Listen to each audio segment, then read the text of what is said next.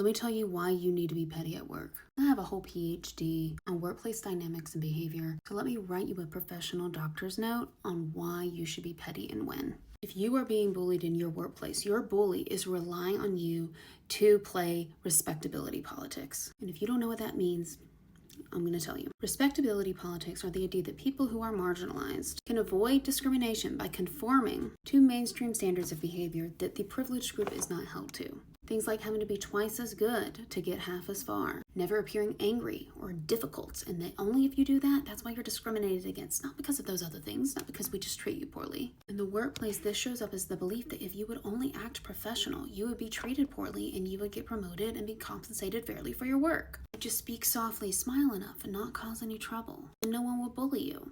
But as we know, that's not true. Because people who are actually good people who care about fairness and who are really good at their jobs, that's who's targeted by workplace bullying.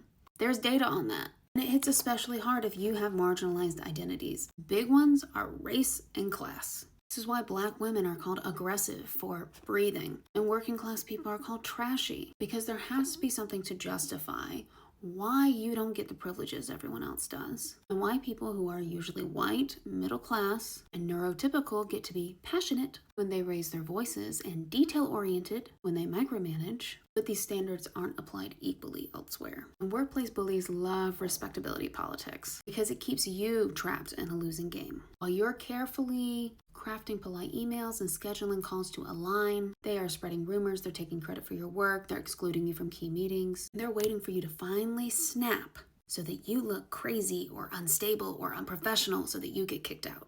And they're fine.